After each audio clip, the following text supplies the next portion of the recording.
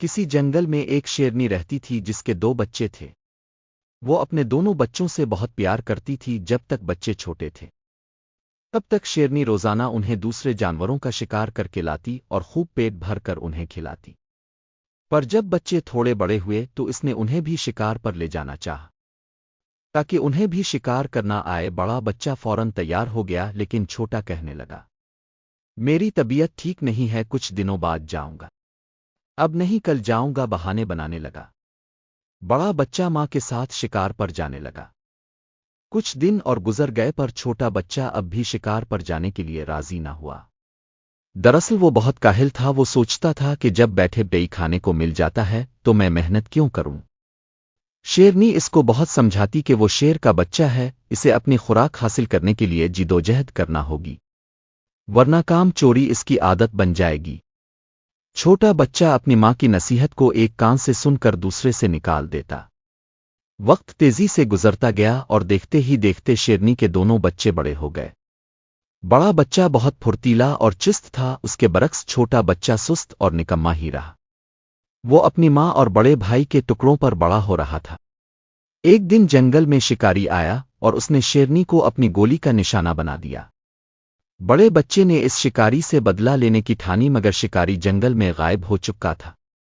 بڑا بچہ اپنے بھائی کے پاس واپس آیا اور اس سے کہا کہ دیکھو بھائی، ماں کے بعد تم میرے اپنے ہو، ہماری اپنی کمزوری کے باعث ہماری ماں جان گوا بیٹھی۔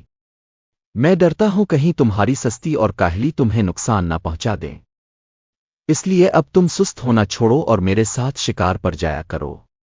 یہ سن کر چھوٹا شیر غصے سے بھڑک اٹھا اور دھاڑ کر بولا، تم مجھ سے حسد کرتے ہو، میری پرواہ مت کرو، مجھے خدا نے پیدا کیا ہے، وہی میری حفاظت کرے گا، وہی مجھے رزق دے گا۔ اس پر شیر بولا، بے شک خدا رازق ہے، اس نے سب کو پیدا کیا اور وہی سب کو رزق بھی دیتا ہے، پر ساتھ ہی وہ یہ بھی کہتا ہے کہ تم محنت کرو، اس کا پھل میں تمہیں دوں گا۔ جب تم رزق کے لیے محنت نہیں کرو گے تو وہ تمہیں رزق کہاں سے دے گا؟ اس پر چھوٹا شیر بولا، مجھے یہ نصیحت دینے کی ضرورت نہیں، میں اپنا اچھا برا خوب سمجھتا ہوں۔ اپنے چھوٹے بھائی کی اس ہٹ دھرمی پر بڑے شیر کو بہت دکھ ہوا اور وہ خاموش ہو کر چلا گیا۔ دن گزرتے چلے گئے، جب بھی وہ شکار کرتا اس کا حصہ اس تک پہنچا دیتا اور وہ بے حیائی کا لباس پہن کر اسے خوب مزے سے کھاتا۔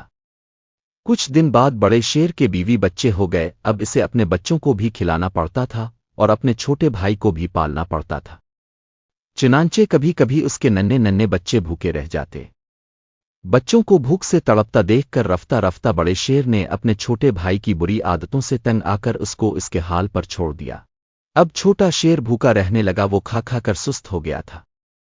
شکار کی اس میں ہمت نہ تھی، چھوٹے موٹے خرگوش، گیدڑ اور لومڑی جیسے جانور گزرتے وہ انہیں ہڑپ کر جاتا، پھر بھی اس کا پیٹ نہیں بھرتا تھا۔ آہستہ آہستہ وہ کمزور ہوتا گیا۔ ایک دن بھوکا چوہا اس شیر کے پاس سے گزرا، اس نے شیر کو مردہ سمجھا اور اس کے کان کتر کتر کر کھانے لگا۔